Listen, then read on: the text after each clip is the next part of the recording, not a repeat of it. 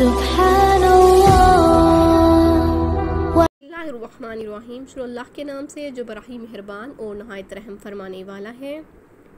वमल्लम और जो क़ीना यस्ताती इस्तात रखता हो मिनकुम तुम में से, तोलन वुसत की यानी माल की वुसत ना हो उसके पास, अय्यन की हाँ ये कि वो निकाह करे अलमुहसनाती आज़ाद औरत से।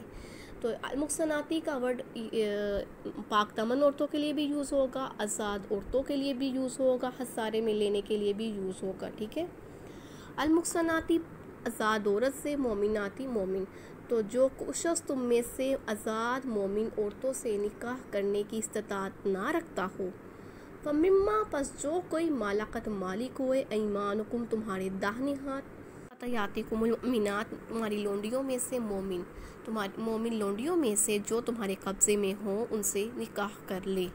अल्लाहु और अल्लाह आलमु जानता है भी ईमानिकुम तुम्हारे ईमान को। तो अल्लाह ताला तुम्हारे ईमान को अच्छी तरह से जानता है।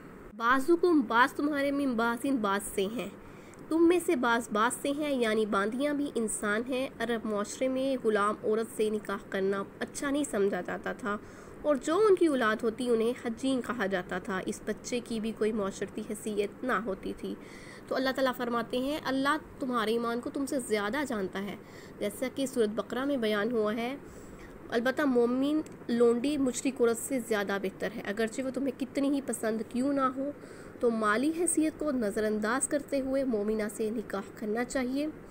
और अल्लाह ताला तुम्हारे ईमानों को तुमसे ज़्यादा जानता है, तो निकाह कर लो उनसे।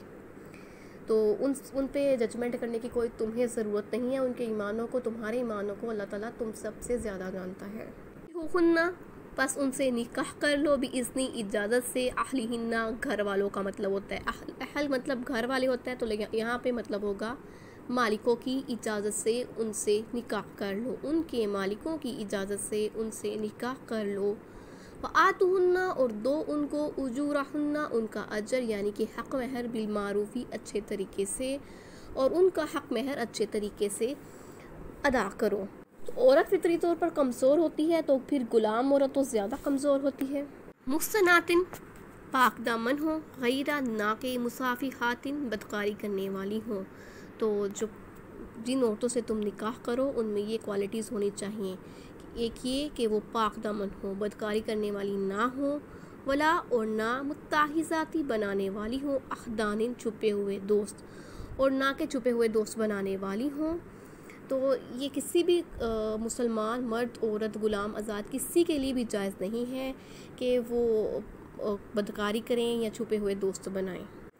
फ़ाइज़ा बस जब उक्सिन्ना वो हसारे में आ जाएं या निकाह में आ जाएं। फ़ाइन फिर अगर आते ना वो आए बिफ़ाहिशातिन बेहयाई को, तो फिर अगर तुम्हारे निकाह में वो आ जाएं फिर वो बेहयाई का इर्तिकाब करें। फ़अलैहिन्ना फिर उन पर है निस्फ़ु आधा मा जो अलल मुहसनाती जो कि आज़ाद औरत पर है, मिनल अज़ाबी सज़ा से। तो जो सज़ा आज़ाद औरतों के लिए है तो उसकी उनको आधी दी जाए। का ये लिमन उसके लिए है जो हाशियल आना था डरे गुनाह से, मिनकुम तुम में से। तो ये हुक्म है, ये इजाज़त उस शख्स के लिए है जिसे गुनाह करने का अंदेशा हो, यानी कि वो इस्तात भी नहीं रखता कि वो आज़ाद मोमिन औरत को अफोर्ड कर सके, उसका हक़ महर अदा कर सके, उसका नफ़का बर्दाश्त कर सके। तो उसको चाहिए कि वो ग़ुलाम औरत से निकाह कर ले। अगर उसको डर है कि वो बदकारी की तरफ आएगा, अन तस्बिरु और अगर तुम सब्र करो, खैरुन बेहतर है लकुम तुम्हारे लिए, और अगर तुम सब्र करो तो ये तुम्हारे लिए बेहतर है। यानी सब्र तहम्मुल से अच्छी तरह से जांच कर तुम ईमान वाली औरत से निकाह करो, जल्दबाजी ना करो।